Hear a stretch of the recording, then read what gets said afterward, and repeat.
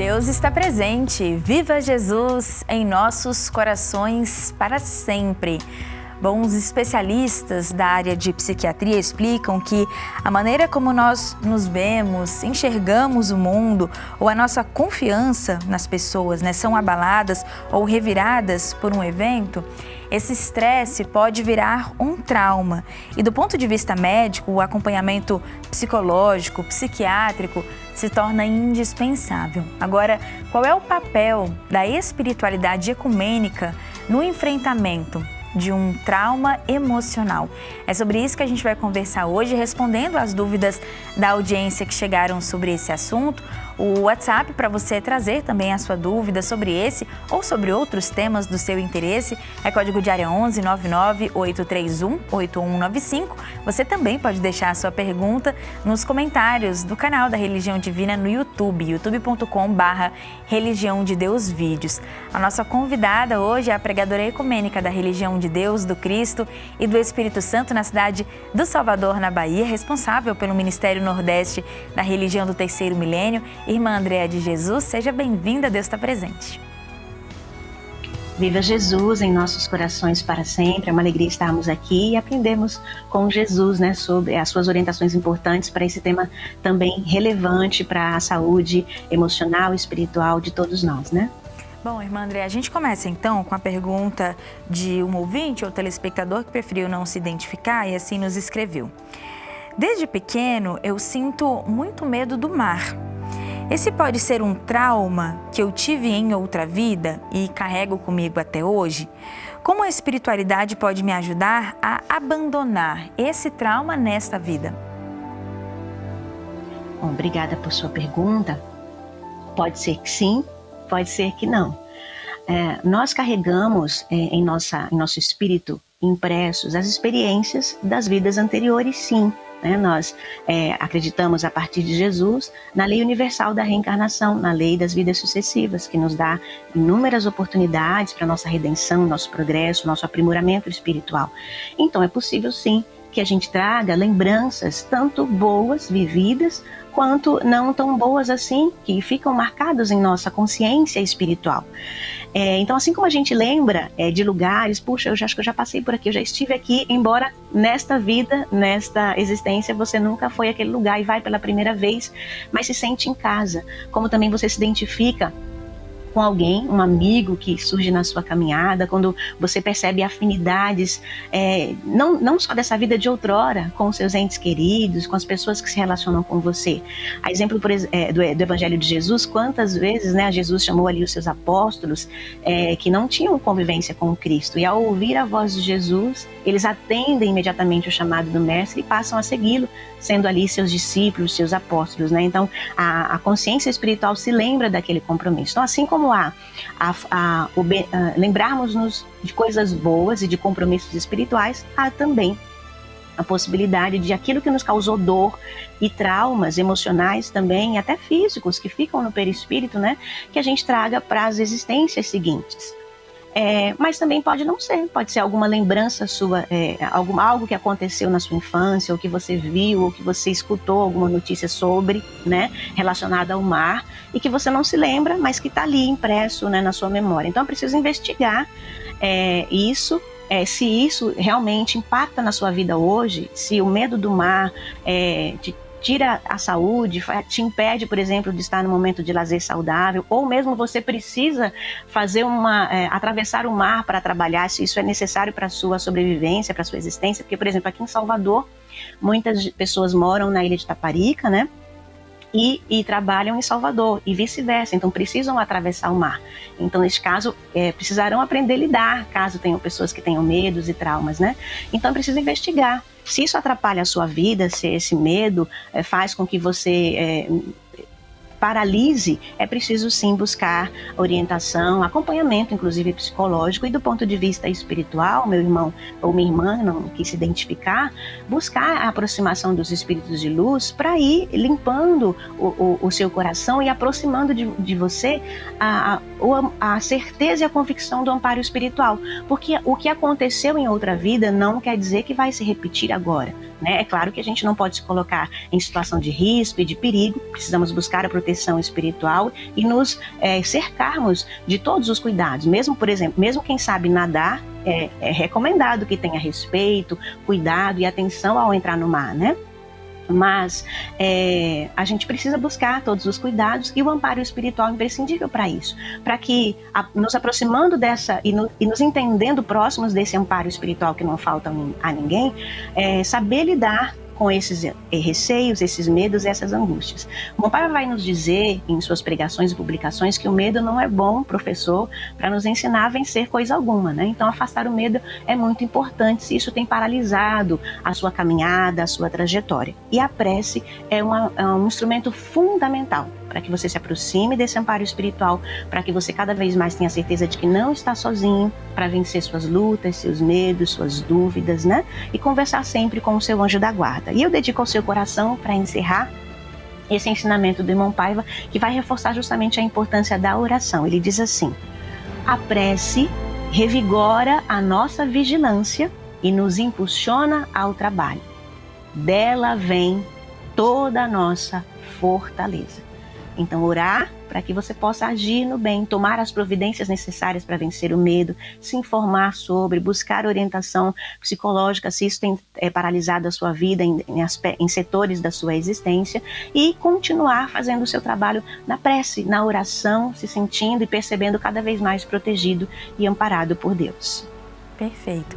Bom, irmã André, a gente traz ainda a pergunta da Jacira de Almeida. Ela é de Recife, no Pernambuco, e assim nos escreveu no WhatsApp. Hoje em dia sabemos que os problemas emocionais que a gente não fala ou trata podem gerar prejuízos para o nosso organismo físico. Então ela pergunta: com o nosso espírito acontece o mesmo? Ele também é prejudicado por esses traumas e gatilhos? Na realidade, irmã Jacira de Almeida, as enfermidades, elas estão no espírito. Os desafios e as angústias e as dúvidas, assim como os talentos, as potencialidades, elas estão no espírito, que é a nossa essência, que é como fomos originados, como fomos criados por Deus, em espírito.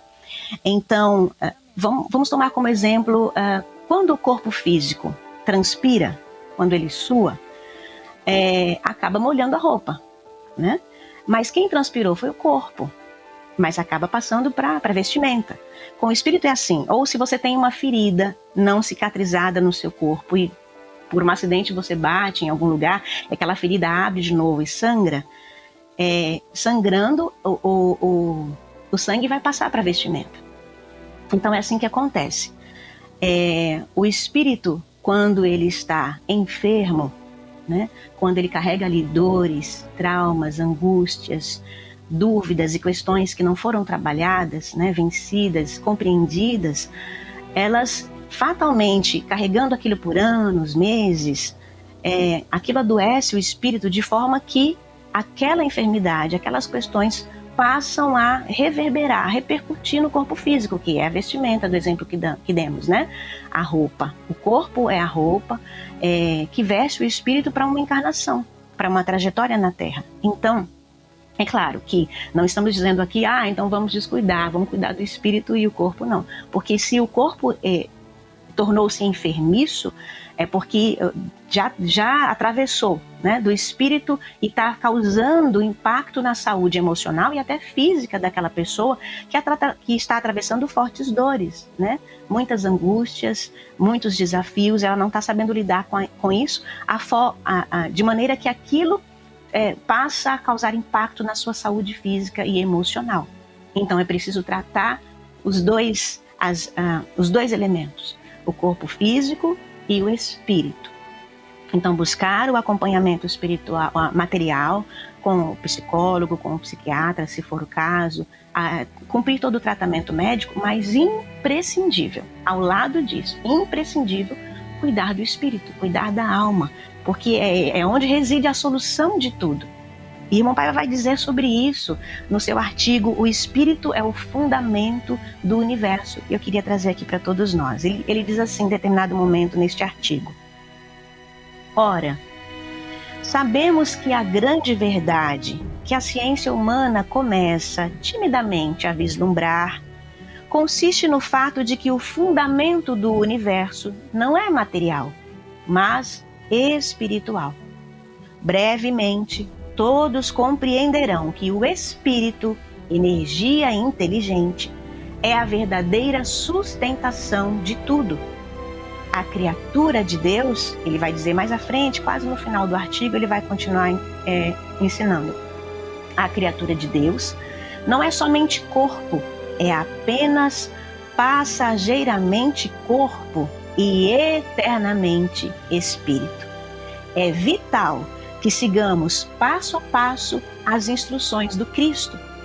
Deus não é Deus de mortos, mas de vivos. Como não credes nisto, errais muito. Evangelho de Jesus, segundo Marcos, capítulo 12, versículo 27. Então, o Pai enfatiza aqui, nos lembra a partir de Jesus a nossa origem espiritual, quem nós somos e o que deve ser cuidado, trabalhado, o coração que está doente, a alma, a mente está enferma, com angústias, com desafios, com as lutas do mundo, e é ali que precisa ser curado. Curado o espírito, o corpo vai repercutir a alegria e a saúde do espírito. O espírito enfermo, consequentemente, pode também adoecer o corpo físico, que deve ser cuidado, tratado com a medicina, com a ciência, que também é um instrumento de Deus. Então, dar a atenção à ferramenta, né, que nos acolhe, a vestimenta que nos acolhe, que é o corpo, é importante, mas cuidar do espírito também é primordial, porque dele parte tudo, a doença e a saúde, a felicidade ou a tristeza. E nós temos potencial para conquistar em Deus, por nosso trabalho no bem e na prece, a nossa saúde espiritual. Bom, a gente agradece a Jacira de Almeida, de Recife, no Pernambuco, por encaminhar, né, essa dúvida, essa pergunta ao esclarecimento da religião do terceiro milênio. Irmã André, a gente tem ainda uma pergunta que vem de Telêmaco Borba, no Paraná, do Francisco Filho. Assim ele nos escreveu: as profecias anunciam que momentos difíceis e de grande tribulação estão por vir. Como a espiritualidade pode nos ajudar a lidar com esse desconforto e com as crises que o mundo passa e vai passar e que não podemos controlar? É verdade, Francisco. Parabéns por estar atento aí às profecias de Jesus no Evangelho, no Apocalipse, né? Alertando a humanidade dos fatos vindouros, consequências de suas próprias ações equivocadas, fundamentadas no mal. A sua preocupação, ela é pertinente, porque a gente precisa se preparar para esses tempos difíceis. Não à toa Jesus nos preparou há milênios, nos avisou há milênios desses fatos infelizes que nós estamos construindo, e que por isso mesmo também podemos construir e redirecionar nossos passos para o bem.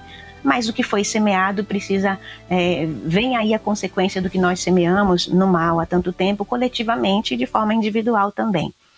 Então, a sua preocupação, mas para quem está nos acompanhando, eu deixo como sugestão para ler o Evangelho de Jesus segundo Mateus, capítulo 24, é integral, você vai encontrar nele a grande tribulação, o Francisco cita aqui, e também vai encontrar no Apocalipse, capítulo 16, a referência sobre o Armagedon. Então, importante conhecer as profecias de Jesus, até para você entender essa pergunta do Francisco. Não dá para a gente trazer aqui, mas deixo como sugestão. A espiritualidade, Francisco, nos ajuda a encarar os fatos com muito equilíbrio, sem desespero, sem desânimo, sem jogar a toalha, porque se nós formos, individual e coletivamente, responsáveis por criar essas condições difíceis para a humanidade, nós também somos capazes de construir caminhos melhores. E sabendo lidar com equilíbrio, com sabedoria e confiando no amparo divino, lidar com tempos difíceis. Nós acabamos de sair de tempos difíceis, a pandemia de Covid-19, né? Com muitas lutas, claro, com muita dor para muita gente, com sérias consequências, mas vamos atravessando, sem desesperança, sem desânimo, sem jogar a toalha e confiando no amparo divino.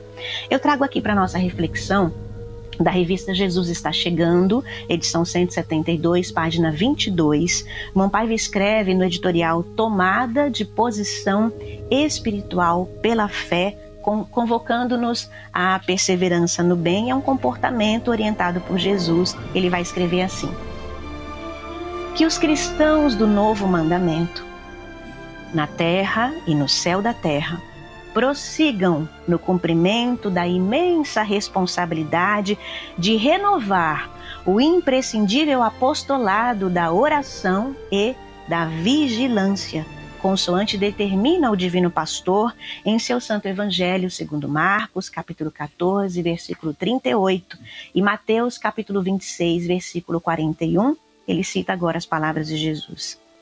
Vigiai, trabalhai e orai, para não cairdes em tentação. O espírito, na verdade, está pronto, mas a carne é fraca. Fechar aspas, e conclui o irmão Paiva nesse trecho. Esse é o comportamento individual sempre digno das bênçãos de nosso Senhor Jesus Cristo, o provedor celeste. Então, o irmão Paiva aqui dá a chave, citando Jesus, lembrando da orientação de Jesus. Qual é a chave para vencermos, Francisco? Você pergunta, né, como a espiritualidade nos ajuda a lidar com esse desconforto e as crises? Oração e vigilância, trabalho no bem e prece constante. A prece para nos fortalecer, para nos fazer sempre relembrar que não estamos sozinhos, que temos o amparo da humanidade de cima superior para enfrentar toda e qualquer luta. E o trabalho no bem, a gente precisa produzir frutos bons para criarmos merecimento para esse amparo espiritual. A caridade é uma das formas de trabalharmos no bem, olharmos para o sofrimento dos outros, tanta gente passando fome, tanta gente sem educação, sem conhecimento da espiritualidade, tanta gente precisando ser amparada, acolhida, né? E aí a gente fala aqui da caridade material e espiritual, a caridade completa pregada pela religião divina. Então essas ferramentas, essas boas práticas nos ajudam a lidar com momentos difíceis, porque abastecidos espiritualmente da prece, da fé realizante, as boas obras, né? Que a fé realizante é a união dessas duas coisas, a oração e o trabalho no bem. E aí do livro A Esperança Não Morre Nunca, eu deixo para você como uma dedicatória e um convite a essa prática. O irmão Paiva escreve em Vencendo as Dificuldades, na página 114, ele vai dizer assim: viver a caridade de Deus representa uma das razões da existência das comunidades na Terra. Conforme escrevia em Jesus, o profeta divino, por pior que seja a conjuntura do mundo, não podemos perder a esperança. Com ela no coração, temos de nos preparar para vencer toda e qualquer dificuldade. Então, a caridade como prática é imprescindível para vencermos todas as lutas e a esperança no coração de que Jesus ampara todos nós. Bom, a gente agradece a pergunta do Francisco Filho, de Telêmaco Borba, no Paraná. Trouxe o seu questionamento, que representa certamente a dúvida, uma questão importante para tanta gente que acompanha, né, a pregação do Apocalipse, do Cristo de Deus, pela Super Rede Boa Vontade de Comunicação. Inclusive aqui no Comando da Esperança, às 11 da manhã, hora oficial de Brasília, você acompanha de segunda a sexta-feira essa mensagem do Livro das Profecias Finais, que nos preparam para os tempos vindouros para a humanidade. A gente vai encerrando mais essa edição desse espaço de esclarecimento espiritual da religião do terceiro milênio, convidando você a trazer a sua dúvida, a sua sugestão, o assunto que você quer acompanhar para o esclarecimento da religião do amor universal. Pelo WhatsApp, mais uma vez, código de área 11 99831 8195, ou pelos comentários do canal youtube.com/Religião de Deus Vídeos. Deus está presente, viva Jesus em nossos corações para sempre.